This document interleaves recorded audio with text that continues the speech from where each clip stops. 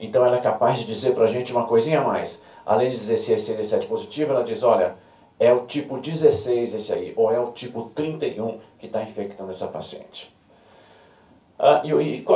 Como é que as coisas, que vantagem então teria, né? Ou seja, você detecta o tipo específico do vírus, né? Faz uma genotipagem específica, detecta atividade oncogênica viral, muito mais do que dizer se tem HPV ou se não tem. A gente diz, olha, esse HPV não está produzindo E6E7, é um HPV de baixa oncogenicidade, dá para a gente ficar bem tranquila. É uma informação a mais do que aquelas que a gente tinha até hoje. Muito bom, aquilo que eu mostrei para vocês de controles internos, eu acho isso uma coisa muito bacana, dá uma segurança muito grande. Quando a gente diz que não tem E6 e E7, não tem mesmo. Não é porque a coleta foi ruim, porque o reagente não está funcionando, é porque realmente não tem mesmo, né? Aprovado pelo Ministério da Saúde brasileiro, plataforma automatizada, essas coisas, é muito técnico. Vamos para alguns resultados na população, daqui a pouco a gente já acaba, meninos. Esse é um estudo norueguês com quase 20 mil mulheres. Eles pegaram 20 mil mulheres na Noruega, isso da população geral. Não eram mulheres com câncer, mulheres da população geral. Fizeram esse teste E6 e E7 e encontraram uma positividade em 8,3%. Quando a gente faz os outros testes de biologia molecular, se eu aplicasse o teste aqui de captura híbrida ou PCR, eu iria encontrar 30% de positividade. O que a gente iria fazer? Selecionar uma quantidade enorme de mulheres para fazer colposcopia, biópsia, tratamento, etc.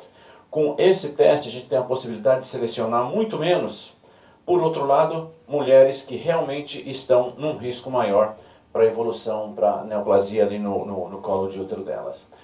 Outras coisas importantes aqui.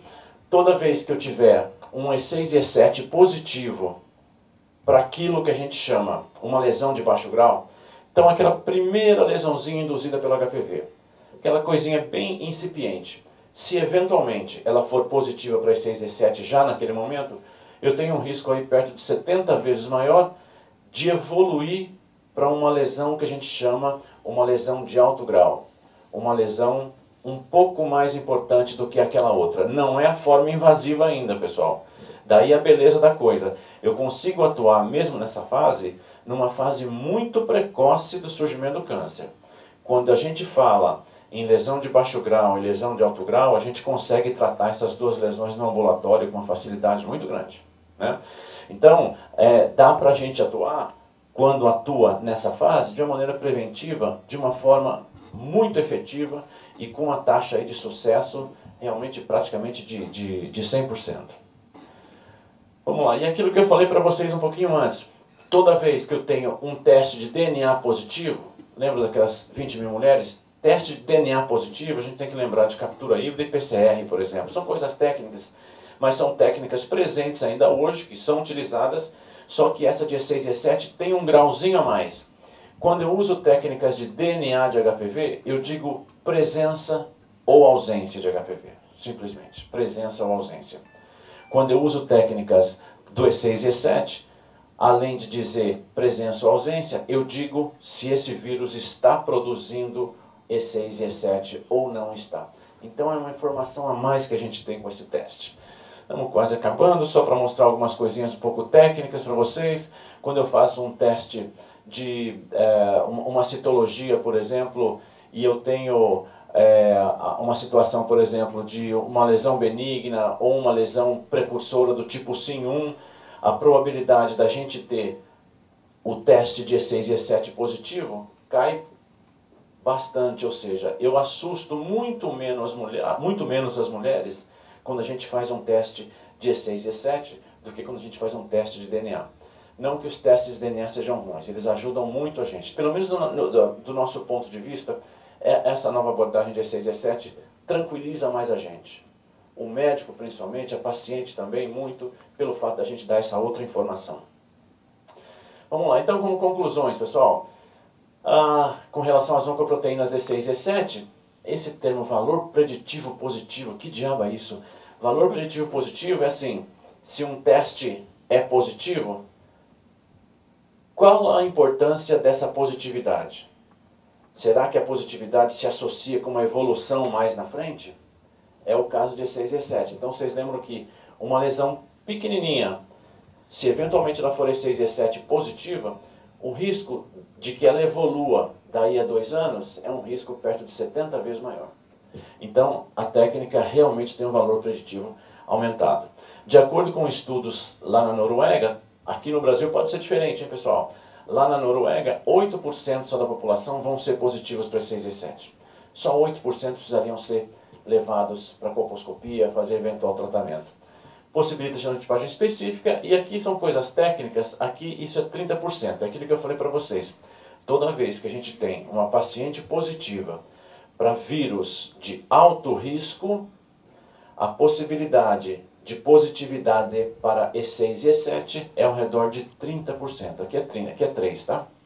É ao redor de 30%. Ou seja, 70% das vezes em que eu estou diante de uma infecção por HPV, e pior, por um HPV de alto risco, 70% das vezes eu posso ficar mais tranquilo. Eu e a paciente podemos ficar bem mais tranquilo. Não que as outras 30% a gente vai descabelar, arrancar o cabelo e fazer as coisas mais agressivas. Não, nós vamos tratar como sempre tratamos. Faz um retorno mais próximo da gente, cauteriza esse colinho, repete novamente o exame, não perde o contato com essa paciente. É isso que a gente vai fazer, porque a gente sabe que na imensa maioria das vezes, quando a gente detecta a lesão nessa fase inicial que a gente está trabalhando, as taxas de sucesso são realmente muito grandes. E era isso aí, pessoal. Muito obrigado.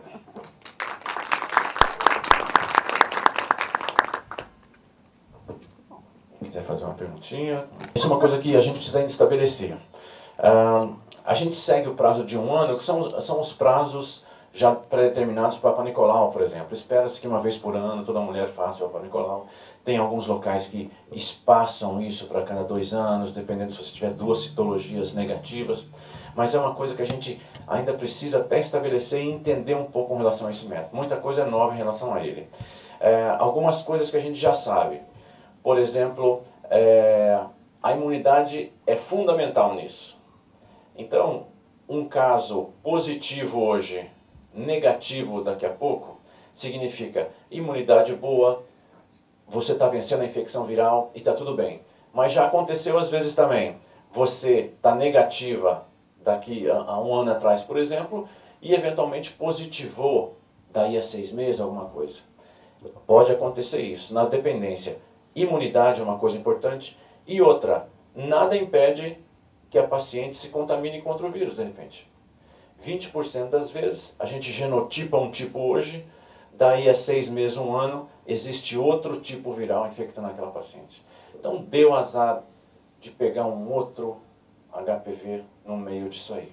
Mas isso de 1 ano, a gente tenta seguir mais ou menos aquilo que o Papa Nicolau segue. As rotinas de Papa Nicolau. Muito provavelmente isso deve modificar. Essa técnica, eu acho que ela deve trazer alguma coisa de diferente nesse sentido. Talvez ela forneça para a gente situações onde eu possa até espaçar mais. Se está negativo, olha, volta daqui 3, 4 anos, porque dificilmente você vai ter alguma coisa. Eu espero, eu penso por esse lado.